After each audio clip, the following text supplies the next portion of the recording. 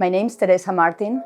I am a professor with the law school since 1997.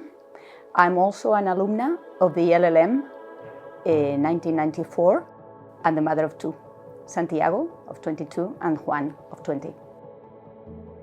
When I was 30, I got pregnant with twin girls. And what can be cuter than twin girls? One day I went to a routine checkup with my gynecologist, and she realized there was something very serious that was incurable, and she told me to go to take a CT scan immediately, a Doppler thing, and the doctors realized that I had too much amniotic fluid. I was going to lose the babies. It was incurable, and that was going to develop in the following weeks. So I stayed in hospital for kind of 15 days while my body was filling up with fluids. It was really impressive to see me all swollen. Eventually my lungs filled up with fluids.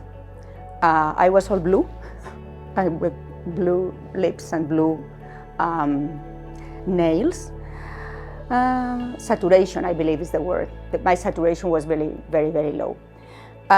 So I was suffering a lot. My family was suffering a lot as well, because my life was clearly at risk.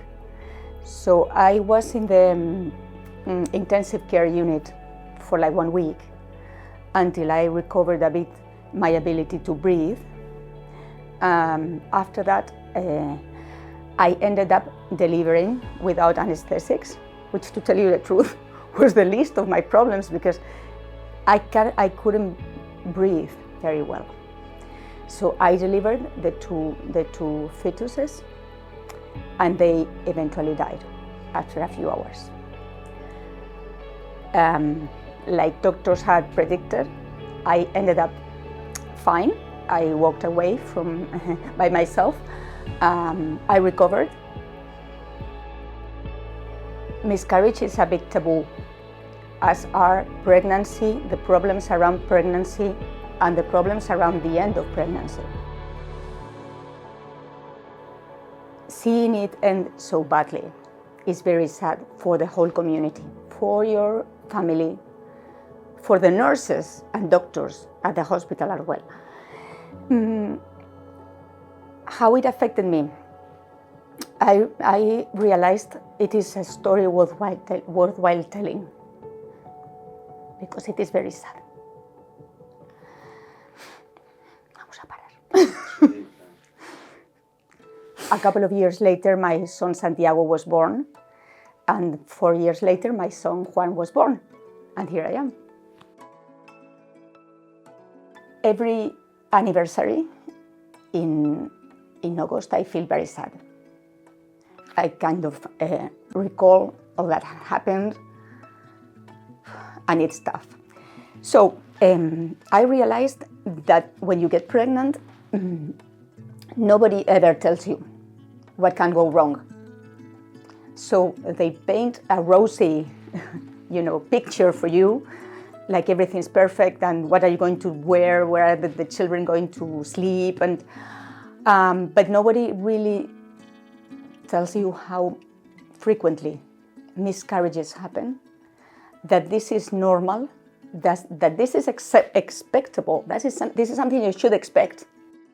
But this problem of miscarriage happens in all social layers and in all countries. And I have been investigating a bit and in all mammals. So what I do is I have started to share this story with my pupils. And I know it has nothing to do with law. I am a lawyer. I am a partner in my law firm, and I teach law here at the IE, and I practice law.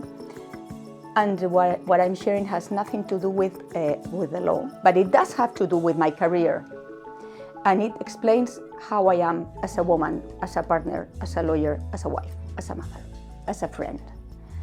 And since I have so many women in their late 20s, early 20s as well, early 30s. And I have many women who are mothers and sisters and friends, and I have many men who are husbands and friends and fathers and future fathers. I believe it makes sense to share the story and to generate awareness in the community. So losing a child or losing a baby after birth is a failure. You feel like it is a failure, you couldn't make it. But it's not something you should be ashamed of. I'm much better. I'm very happy that my sons are great. They are doing very well. They are healthy, they're good students, very handsome, and they are very nice people. My husband is and has always been a very good piece of support in my life, and he's the best. I have a wonderful family.